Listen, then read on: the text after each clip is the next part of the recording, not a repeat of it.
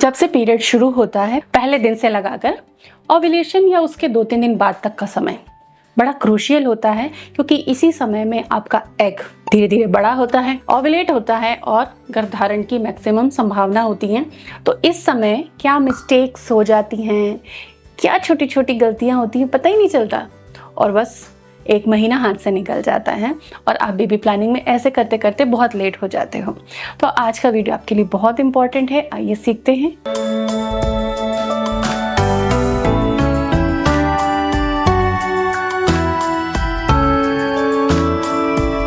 Welcome to Prerna's fertility care. जो females baby planning करना चाहती हैं उनको समझना जरूरी है उनके साइकिल को।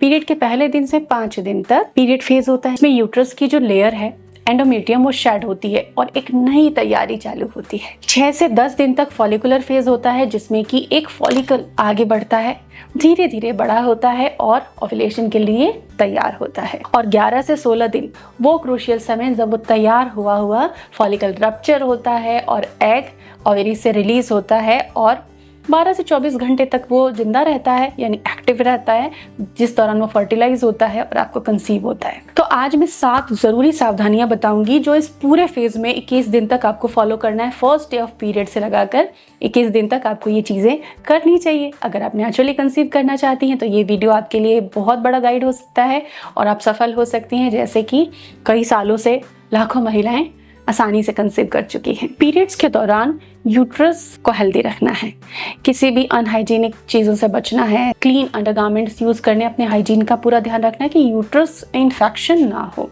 साथ ही अनार चुकंदर का इस्तेमाल करना है आपको। एक जूस आप ले सकते हो। अगर आपको कब्ज रहती है तो त्रिफला आपको लेना है। नेचुरली ये आपको कब्ज से बचाएगा, क्योंकि जब आपको कब्ज होती है तो उसका प्रेशर जाता है यूट्रस पर और यूट्रस हेल्थ खराब होती है। ड्यूरिंग पीरियड्स आपको आयरन रिच फूड जरूर खाने हैं, क्योंकि बॉडी से ब्लड लॉस हुआ है। अब आयरन डेफिशिएंसी हो जाएगा, आप एनीमिक हो जाओगे तो एग डेवलपमेंट ठीक से नहीं होगा।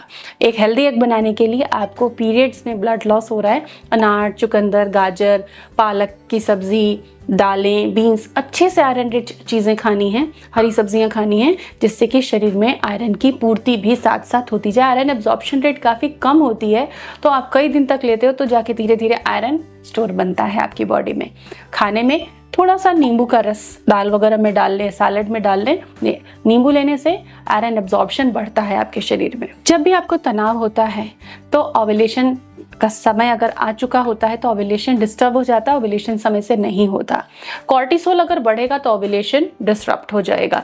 तो ओव्यूलेशन का जब विंडो आ जाता है तब आपको स्ट्रेस नहीं लेना है। आप अश्वगंधा कैप्सूल ले सकते हो, आप मेडिटेशन कर सकते हो, आप डायरी लिख सकते हो, आप अपने सराउंडिंग में पॉजिटिव एनवायरनमेंट बना सकते हो, आप ब्रीथिंग एक्सरसाइजेस कर सकते हो। 5 काम कर सकते हो अगर स्ट्रेस आ रहा है या स्ट्रेस से बचना है तो अपनी एक सुंदर सी शील्ड बनाने के लिए। 6ठे दिन से जब से पीरियड खत्म हो गया तब से लगाकर 15वें दिन तक आपको एक हर्ब मिक्स लेना चाहिए, जो कि एग के साइज को बड़ा करने में, फॉलिकल के डेवलपमेंट में आपको हेल्प करेगा।